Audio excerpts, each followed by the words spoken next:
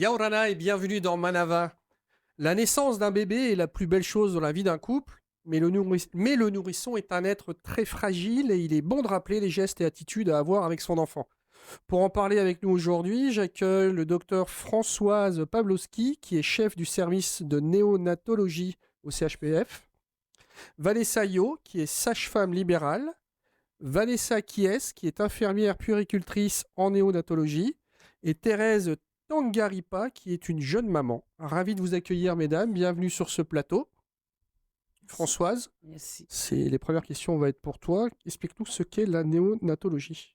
La néonatologie, c'est en fait le service qui s'occupe des enfants qui viennent de naître, soit qui naissent prématurément, soit qu'ils ont besoin d'être pris en charge pour une infection, pour une détresse respiratoire. Enfin, c'est la prise en charge du nouveau-né juste après sa naissance.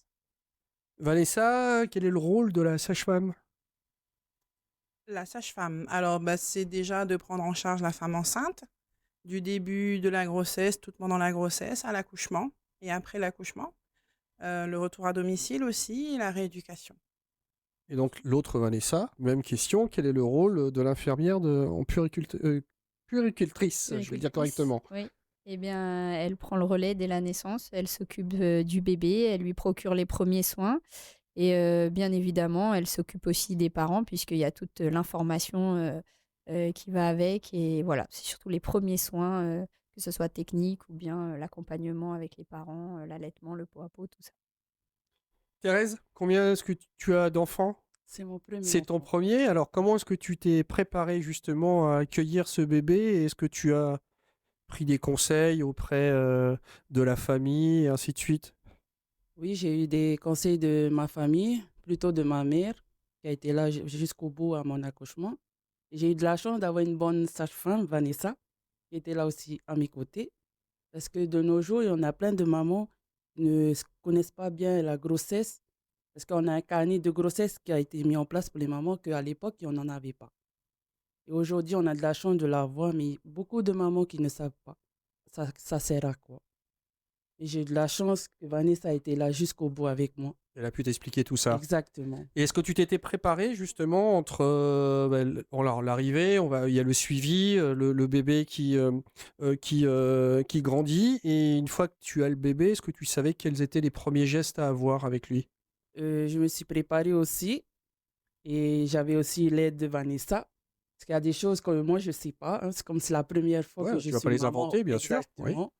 Et oui, c'était dur aussi. Hein. Vanessa, c'est des questions qui reviennent régulièrement? Oui. Oui, et on fait des cours exprès pour ça, hein, justement, pour rassurer un peu les mamans, pour leur proposer toutes les ressources qu'elles peuvent avoir éventuellement s'il arrive un souci, qui contacter, où aller, vers qui se diriger.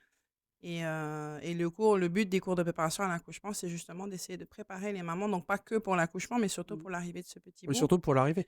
Eh oui. Et dans le même esprit, Françoise, quels sont les indices de bonne santé chez le nourrisson et à contrario, les signes qui peuvent être alertants? Un enfant en bonne santé va bien manger, va prendre du poids, ne va pas vomir, n'aura pas la diarrhée, ne toussera pas, n'aura pas de fièvre. J'ai un peu l'habitude de dire toujours les mêmes mots quand je vois les bébés à la naissance. Surtout ne pas vomir vert, ne pas faire caca blanc et ne pas être malade. Parce que jusqu'à 3 mois, si un enfant est malade, surtout s'il fait de la fièvre, s'il y a quelques signes que ce soit, il faut consulter le médecin le jour même. Ce qui n'est pas tout à fait vrai quand l'enfant a plus de 3 mois. Donc s'il y a un seul message à retenir, votre enfant est malade, il a plus de 38, vous voyez le médecin dans la journée. Ouais, n'attendez pas, Ne on doit pas réagir immédiatement. Immédiatement. Vanessa, quels sont les gestes, on va dire, de prévention de la mort subite du nourrisson? Parce qu'on en parle beaucoup. Oui. J'imagine, sur les questions assez récurrentes et tous les parents se sont posés les mêmes questions. Alors comment est-ce qu'on doit positionner On entend souvent le positionnement, hein, éviter de positionner le bébé sur le ventre au moment du couchage. Le ventre, c'est plutôt la journée quand on est auprès de l'enfant pour qu'il puisse un peu faire ses muscles, jouer un peu. Mais la nuit, le couchage, c'est très important sur le dos. Et après aussi, il faut penser que le bébé, lui, il respire que par le nez jusqu'à à peu près 6 mois. Donc, il faut toujours bien dégager ses voies aériennes, le moindre doute, quand vous entendez un petit peu que ça graillonne au niveau du nez, il faut toujours dégager. Nous, on apprend beaucoup la DRP, comme on l'appelle dans notre jargon. C'est nettoyer le nez au sérum physiologique parce que c'est très important qu'il puisse bien respirer cet enfant pour éviter justement les complications quelconques. C'est à Donc ce voilà. moment-là qu'intervient le fameux mouche-bébé. Par exemple, oui, on peut utiliser aussi le mouche-bébé, mais tous les parents n'en ont pas, donc on parle plus du sérum physiologique. Il y a aussi d'autres choses pour la mort subite du nourrisson, par exemple, il y a le couchage, mais il y a aussi tout ce qui est fumée, la cigarette, tout ça, c'est très mauvais pour les nouveau-nés, donc voilà, je mets un peu l'accent dessus. Et puis voilà, il y a d'autres choses aussi, par exemple, au niveau du lit, il ne faut pas que le lit soit encombré de couvertures, d'oreillers, de nounours, tout ça, c'est des risques en fait qu'on prend et parfois on s'en aperçoit pas. Mais voilà, tout ça, Ça a ça évolué permet... parce que pendant un moment, alors une époque, on conseillait de mettre le bébé plus sur le dos, une autre époque plus sur le ventre. Qu'est-ce qui a fait évoluer ça, Françoise? Les anglo-saxons, en fait, ils ont fait des études statistiques et en imposant le fait que l'enfant dorme sur le dos, comme l'a dit Vanessa, il ne faut pas qu'il y ait couverture, oreiller, coussin, même doudou. Il faut vraiment que l'enfant n'ait rien, que ce soit des plans suffisamment durs. Comme l'a dit également Vanessa, pas de tabac, éviter le tortillon trop proche de l'enfant, les parfums d'intérieur. C'est vraiment très très important. Et ben, les anglo-saxons ont osé étudier, ont osé faire des campagnes et ils ont fait chuter leur mortalité infantile bien avant les Français qui disaient surtout il ne faut pas en parler. Et c'était visible, mais ça a transformé. C'est-à-dire que moi, au début de ma pratique professionnelle, on accueillait régulièrement des enfants pour ce genre de pathologie.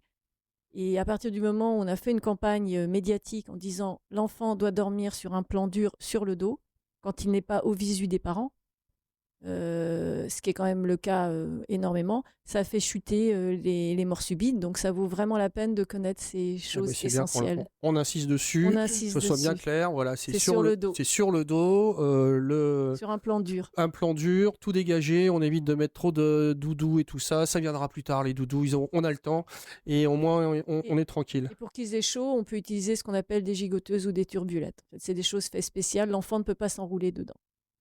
Voilà, qui est très clair. Est-ce que c'est le genre de choses que tu savais déjà, Thérèse?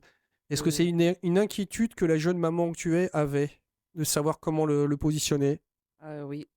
Après, je pose beaucoup de questions à Vanessa, ce qu'il faut faire, ce qu'il ne faut pas faire. Alors, tu as tout à fait raison, Voilà, il faut poser des exactement. questions. Après, j'ai ma maman, elle est très pointilleuse sur ça. Parce qu'à chaque fois, elle me voit mettre comme ça, elle me dit toujours, ma fille, pas comme ça. Mais Comme c'est bien. ça. Et voilà. Alors, on parle des mamans. Est-ce que les papas posent des questions, Vanessa? Pas en majorité, malheureusement. Pourtant, on a beau les inviter au cours, on a beau pendant les cours aussi leur poser des questions. Est-ce que tu as des questions? Qu'est-ce que tu en penses? Comment tu te sens? L'arrivée de bébé, est-ce que ça te stresse aussi et tout et tout? Et très peu témoignent de leurs émotions, de leur état d'âme, hein. C'est dommage Mais est-ce parce qu'ils apprennent que aussi, est-ce qu'ils doivent aussi apprendre à coucher leur ah ben, enfant, s'ils veulent bien le venir, mettre, ouais. Et s'ils ils veulent viennent bien pas? venir. Peu? Ben, il y en a beaucoup qui travaillent, hein, et malheureusement, les plages horaires des cours sont souvent sur des plages horaires où ils travaillent. Donc, on essaie de nous arranger pour faire quand même un week-end sur 2, histoire qu'ils puissent se dégager. D'essayer d'adapter, oui. Voilà, mais après, bon, voilà, c'est pas la priorité de tout le monde, hein, malheureusement. Ouais, bah, Tu disais une chose intéressante tout à l'heure, tu disais on doit leur laisser la place aussi à ses papas. Parfois, la maman, elle est assez envahissante Elle dans la court, prise en charge voilà. du bébé. Et c'est vrai que leur laisser la place, Alors, il faut trouver un juste il faut milieu l'apprendre entre, aussi. voilà, Ouais. pour pouvoir l'élever à deux. C'est ça. C'est ça.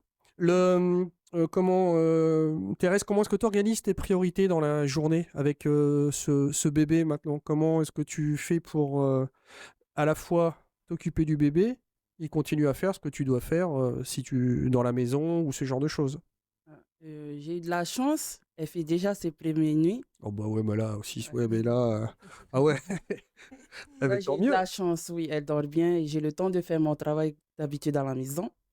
Parce que toute maman me disait que leurs enfants, ils n'ont pas eu de chance parce qu'il y en a qui pleurent, c'est dur. Et moi, je dis, ça, c'est vrai, c'est dur.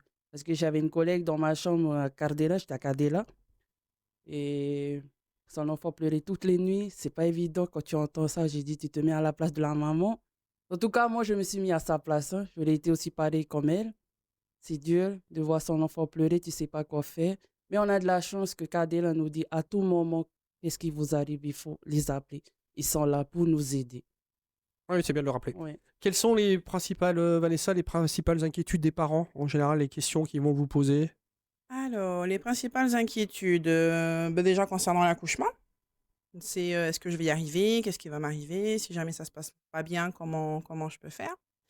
Ensuite, le papa, c'est au moment de l'accouchement, comment je peux aider ma femme? Comment est-ce que je peux, pas faire l'accouchement, mais être un peu plus active plutôt que juste d'être là et de regarder?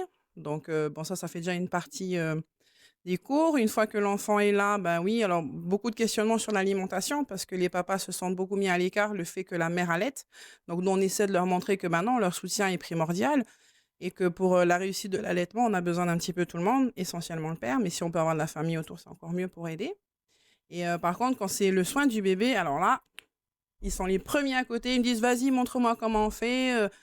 Bon, bien sûr, encore pas tous les papas, mais une bonne majorité sur ce coup-là, ils assurent. Et puis, on leur montre, hein, voilà, tu le tiens comme ça, tu changes une couche comme ci, comme ça. Et du coup, il y a une petite compétition, en fait, entre le papa et la maman. Souvent, tu as le papa qui fait, moi, je l'ai mieux fait, parce que moi, je fais un peu de pratique avec eux. Donc, je leur demande de venir mettre le mannequin dans la bassine, de changer la couche et tout. Émulation positive, c'est bien. Voilà. Et puis, ils se regardent et puis ils se disent, moi, je l'ai mieux fait que toi, et toi, machin. Donc, je me dis, bon, après, on verra en pratique le jour J, hein, ce sera autre chose. Mais ils se sentent vachement impliqués de plus en plus et c'est bien. Il faut continuer à les accueillir, à les inviter parce que pendant très longtemps, je pense qu'il y a eu cette petite connotation que l'accouchement, c'était une affaire de femmes et que c'était les femmes qui s'en occupaient. Alors qu'aujourd'hui, non, je suis désolée, on est de plus en plus isolés parce qu'on fonde notre famille, on a notre maison à nous, on n'est plus forcément toujours sous le toit de la maman, des frères et des sœurs. Et du coup, le seul soutien qu'on peut avoir, nous, en tant que maman, c'est le papa. Bien sûr, c'est aussi simple que ça, mais Vanessa l'a dit fort justement, encore faut-il C'est ça. qu'on lui laisse la place et qu'on lui laisse prendre un peu de place aussi. Et une chose aussi, parce que c'est vrai que c'est pas aussi dans notre culture, on critique beaucoup les choses. Il faut valoriser les parents dans leurs compétences. Je crois que c'est vraiment le message à faire passer. Valoriser les pères dans leurs compétences. C'est-à-dire que pas tout. Je vois souvent les mamans dire ah non, c'est pas comme ça qu'on change la couche. Mais à l'inverse, ah c'est bien, tu as changé la couche. Ah voilà, tu as fait ceci. Vraiment les valoriser. Et ça va permettre aux pères justement de encore Prendre plus confiance. s'investir et d'avoir confiance en eux Vanessa, dans les t'es dans le gestes. positif, c'est bien. Toujours. C'est dans le positif. Françoise, quels sont les risques de maladie d'un nouveau-né et comment est-ce qu'on peut les prévenir? Grande question. Mais je ne A pose que de priori, grandes questions. l'allaitement maternel. L'allaitement maternel, c'est principalement quand on peut, hein, ne pas se sentir culpabilisé si on peut pas. La maman a la chance d'avoir énormément d'anticorps qui vont protéger le nouveau-né, éviter que les petits cousins, cousines qui sont enrhumés fassent des bisous. Ça, c'est sûr que c'est important. C'est plus difficile pour les petits frères et les petites sœurs parce qu'ils ont besoin d'établir un lien. Donc, par exemple, quand un adulte est enrhumé, on ne fait pas un bisou à un nouveau-né. Quand il a la diarrhée non plus, on se lave les mains, on porte un masque, c'est ce genre Ouais, de c'est des choses. réflexes, on n'y pense pas spécialement, mais ça Non. peut avoir une vraie incidence et Ah dramatique. oui, si, enfin dramatique, oui, Non on essaye de s'arranger pour que ce soit pas dramatique. D'accord. En fait, l'idéal, c'est qu'un enfant, pendant les premiers mois de vie, ne tombe pas malade. Donc, le plus important, c'est de le protéger quand quelqu'un est infecté, de pouvoir lui donner le lait de la maman si c'est possible, de ne pas le vivre non plus comme un drame si c'est pas possible, parce que l'enfant, il est fait pour vivre. Donc, essayer de le protéger des maladies dans la mesure du possible. Et s'il y a des épidémies, agir en fonction de la prévention qu'on demande à chaque épidémie, normalement, notamment lorsqu'il y a la dengue. Tout à l'heure, Thérèse parlait d'exemples concrets d'une personne qui était dans la chambre et le bébé pleurait beaucoup. Vanessa, comment est-ce que tu aides les mamans à gérer parce que c'est une forme de stress aussi. Ouais. Comment est-ce qu'elles peuvent gérer les pleurs, les coliques, tout ça, mais en termes d'émotion et de réaction? Les pleurs des bébés, c'est un réel sujet que j'aborde souvent Bien avec sûr. les parents, mais surtout aussi avec les grands-parents. Parce que c'est typique ici à Tahiti. On ne doit pas laisser pleurer l'enfant et surtout le garçon, hein, si je me C'était trompe la pas. grande question. bien On ça. laisse pleurer, on laisse pas pleurer. Alors c'est ça génère un grand stress chez les parents, mais il faut déjà comprendre qu'un bébé, ça pleure. Malheureusement, j'ai pas d'autres c'est son moyen informations à leur faire d'expression. passer. Voilà, c'est leur moyen d'expression. Alors après, il faut tempérer. Un bébé qui pleure toute la journée, toute la nuit, il y a quelque chose, il y a un problème qui va pas, on n'arrive pas à le calmer. Là, oui, d'accord, il faut consulter, il faut demander de l'aide, comme tu disais, on appelle Cardella parce qu'il laisse le numéro. On essaye de se renseigner auprès de la famille, tout ça, mais un bébé, ça pleure, ça va s'exprimer. Et il y a des bébés qui pleurent plus fort que d'autres, qui ont un cri un peu plus stressant que d'autres. Malheureusement, il va falloir s'y faire à ce cri-là parce que voilà, c'est le cri de notre bébé. Mais ensuite, il faut essayer d'essayer de connaître son bébé. Et ça, je pense que c'est important. Il faut apprendre aux parents à regarder leur bébé, à observer leur bébé. Souvent, on est dans le faire. Il faut changer la couche, il faut ceci. Mais il faut les aider à observer leur bébé et C'est à peut-être lié aussi apprendre à ce que tu à disais tout connaître à leur l'heure, c'est bébé. qu'on essaie de faire en sorte qu'il ne pleure pas, que si c'est un fils, il ne pleure pas. Il y a, C'est vrai. il y a aussi une sorte pas de chape, mais ça fait peser ça sur les épaules des mamans et des papas. Exactement, c'est assez stressant. Donc bon, laisser pleurer les bébés, mais pas laisser pleurer, répondre à leurs besoins, bien évidemment. Comprendre pourquoi ils pleurent. Comprendre pourquoi il pleure, lui donner à manger, le changer, et puis tout simplement parfois communiquer avec lui, le porter, le regarder. Ça, c'est des choses importantes qu'on oublie en fait. Et voilà, il faut se recentrer sur le bébé. On revient sur les fondamentaux. Voilà. Vanessa, donc l'autre Vanessa, je me tourne vers toi. Par exemple, un bébé qui a des coliques, on réagit comment? On fait quoi? Alors, un bébé qui a des coliques, déjà, il faut savoir pourquoi il fait des coliques. Donc, moi, je conseille à mes mamans, si c'est alimentaire, de faire une petite liste de ce qu'elles ont mangé. Et après, ensemble, on voit s'il y a des petites choses à retirer. Si c'est des coliques, parce qu'éventuellement, il aurait attrapé froid au ventre, donc pouf, t'as le ventre qui gonfle comme ça, c'est de le réchauffer, de masser, de stimuler un petit peu. Et si c'est vraiment un souci de digestion, de masser. Donc là, on recommande plutôt le massage dans le sens des aiguilles d'une montre, de faire le pédalo comme ça avec les jambes du bébé, et si possible à chaque champ, jusqu'à ce qu'on voit que l'enfant soit bien soulagé. Et puis une fois qu'on remet la couche, si 1 heure après, il a tout lâché, qu'il se sent mieux, on peut ralentir un peu les massages, parce qu'après, à trop stimuler, c'est pas bon non plus.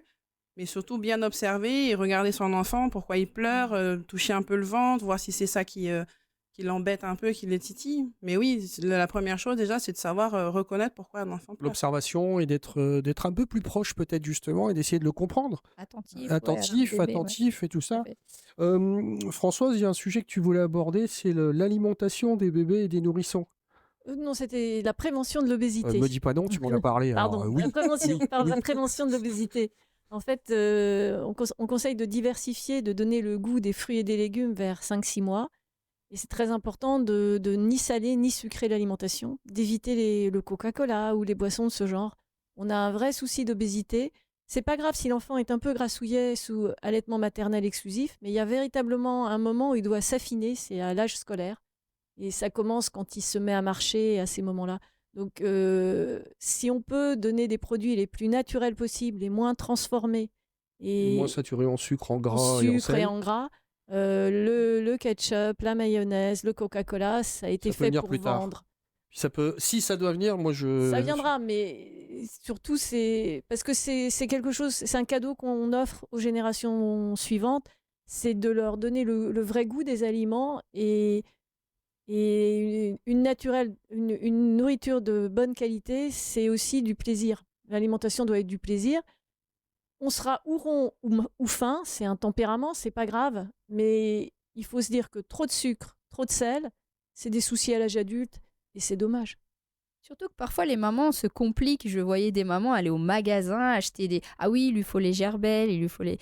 Ça, c'est le pouvoir du marketing. Ça, oui, le pouvoir. alors qu'une simple banane écrasée à l'âge de 5-6 mois, c'est simple. On écrase une banane, une papaye. Il n'y a rien de plus riche en vitamines qu'une papaye, une banane. C'est moins cher. Et voilà, il y a juste à écraser une pomme de terre, un fruit, un légume, voilà, tout simplement. Ça, c'est la diversification. Comment tu fais avec le tien? Alors, c'est un petit garçon ou une petite fille? Une petite fille. Comment tu fais avec ta petite fille? L'instant, elle mange pas encore. Ça va? Elle mange que mon titi. Alors, ça va. Alors, c'est pas grave, je vais décaler la question. Qu'est-ce que tu as prévu de faire ensuite? Ah non, je me suis dit, vaut mieux donner l'alimentation saine pour nos enfants.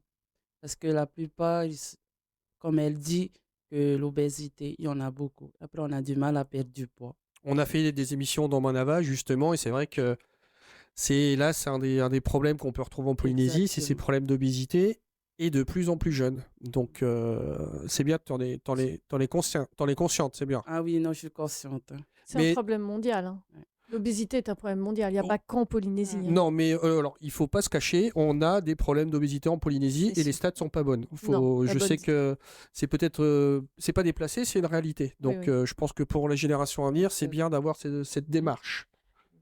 Ne pas culpabiliser trop aussi, parce que c'est probablement, comme c'est un peuple qui a traversé les mers, probablement que ceux qui ont survécu ont également tendance à plus emmagasiner. Donc ce qu'il faut essayer de trouver, c'est dans le mode de vie, quelque chose qui correspond à une population. C'est compliqué. Donc supprimer, moi je le pense, le plastique du frigidaire. C'est quelque chose qui peut sembler... Mais à partir du moment où on n'achète plus de plastique, on prend des produits sains. Et à partir du moment où on va au supermarché et qui sont transformés, sachez quand même que certains aliments ici sont plus sucrés que dans d'autres pays. Donc évidemment, plus de sucre, plus de poids. Bon, alors être très attentif à la lecture de l'étiquette aussi. Le bébé, donc on a parlé de la nourriture, mais en termes d'éveil, Vanessa, qu'est-ce qui est proposé et qu'est-ce qui est suggéré et qu'est-ce qui fonctionne bien? Si on reste dans le cadre du nouveau-né, le pot à pot. Le pot à pot est une des situations où l'enfant a tous ses sens qui s'éveillent et qui est vraiment propice au développement de l'enfant. Donc, moi, j'aurais tendance à dire pot à volonté, hein, sans modération, bien sûr, dans des conditions de sécurité. Il ne faut pas le faire quand on est à moitié endormi, parce que si on bouge, l'enfant il tombe. Mais quand l'enfant est éveillé, nous aussi, bah, ça peut être un bon moment à passer et ça stimule beaucoup de choses chez l'enfant, comme chez la mère. Et je rajouterais aussi en néonatologie, là, on vient de mettre en place, c'est tout nouveau, une bibliothèque mobile. Et en fait, voilà, les parents qui sont en pot à pot, souvent, bah, ça dure longtemps. Et au lieu de s'ennuyer ou rester sur le téléphone, parce que ça fait des stimulations un peu négatives, le son qui est un peu fort, et ben voilà, on propose des livres pour enfants et les parents peuvent lire à leur bébé en pot à pot. C'est quand même super Ouais. agréable d'avoir son bébé sur soi et de, Voilà, lire bah, une de petite faire histoire. connaissance, quoi. Voilà, on crée ces liens. Alors, moi, je parle du côté papa parce qu'il faut que les papas le fassent aussi, mais Mm. c'est quand même des moments Privilégiés, privilégiés, qui reviendront pas, inoubliables. On comme en tu parlait, inoubliables. Et Ça. Thérèse, j'imagine que tu le fais aussi. Oui, Et c'est quand même hyper agréable, quoi. Hein. oui. Surtout des fois de voir le papa avec son enfant passer du temps avec, c'est beau. Ça, moi, je laisse la priorité à mon mari qui profite. Parce que une journée au travail, il revient, il profite pas assez. Je le laisse profiter avec ça. Ouais, c'est des moments Oui, importants. exactement. C'est des moments importants. Et puis, alors moi, je sais que je suis très sensible. Je pense que le bébé aussi aux odeurs. Ils nous reconnaissent, ils apprennent à nous appréhender parce qu'on a tous une odeur différente et ça peut être, ça fait partie de la construction du bébé, selon moi. Ça, Mais c'est- d'un autre côté, on parlait de ça. Et je sais qu'il y a un sujet. Voilà. C'est toi, de toute façon, qui aborde les sujets qui fâchent. Tu le sais bien, Françoise. Hein. Mais il y a un J'espère. sujet, il y a Pas un tout. sujet qui tient à cœur, qui nous tient tous à cœur, c'est d'éviter, enfin, de proscrire, même pas d'éviter, de proscrire l'utilisation des écrans et téléphones pour les tout petits. Pour les tout petits, en fait, ils s'enferment dans le portable parce que ça leur semble une réalité et c'est très mauvais pour le développement neurologique. Secondairement, quand ils sont jeunes adolescents, c'est complètement différent. Donc, vraiment, essayer d'interdire le portable chez l'enfant jusqu'à 3 Enfin, ans. les écrans, hein, on disait portable, mais les écrans. Ah, Si on partage une émission télé, tout Oui, le oui, monde mais est ensemble. C'est deux choses différentes. Les écrans, ça peut être Tablette, les téléphone, tablettes voilà. ou les iPads. Ils n'en ont pas besoin. Ils ont besoin d'apprendre la vie. Moi, je répète toujours cette phrase avec l'eau, la terre, le soleil. Ils ont besoin de découvrir le monde. Ils ont besoin d'avoir un imaginaire. On ne se rend pas compte à quel point ça les enferme et ils ont secondairement des difficultés dans leur apprentissage. Hein. Ça a été prouvé. Donc, les portables pour les adultes, oui. Les portables pour les jeunes adolescents, négociation en Contrôlé, famille. voilà. Négociation en famille. Chez les tout petits, c'est véritablement Proscrire. à proscrire. Tu le Véritablement. vois, Vanessa, dans les familles, qu'on donne les écrans un peu trop tôt et un peu trop facilement. Alors, moi, je les vois quasiment jusqu'à ce qu'ils aient 3 mois. Hein. Donc, les bébés. Ça va. Jusque-là, voilà. normalement. Par contre, certaines viennent avec leur plus grand, le grand frère ou la grande sœur. Et c'est bon, après, c'est au moment d'un cours. Donc, on essaie de canaliser un petit peu l'enfant. Donc, sur le coup, moi, j'ai toujours à dispo un Monsieur Patate, de quoi les jouer, occuper, voilà. ouais. Mais c'est vrai que Monsieur Patate, ça fait du bruit. Donc, des fois, pendant le cours, je vois la mère qui sort l'écran en disant, bon, tiens, je te rock. Donc, je pense qu'il faut modérer. Après, à un certain âge, au-delà de 3 ans, je pense qu'il faut contrôler, il faut modérer. En dessous de 3 ans, je vois franchement pas l'utilité. Et Est-ce que je ça pense peut avoir des que, incidences négatives, mais je parle au niveau de la santé? au niveau de la santé, oui, comme le disait Françoise, mais aussi sociale. Parce que l'enfant se coupe complètement des liens sociaux autour et ça se voit. Hein, tu lui parles, tu répètes 10 fois et puis l'enfant, il te regarde toujours pas. Donc, tu te dis, bon, bah, arrêtez le truc, tu vas venir avec moi.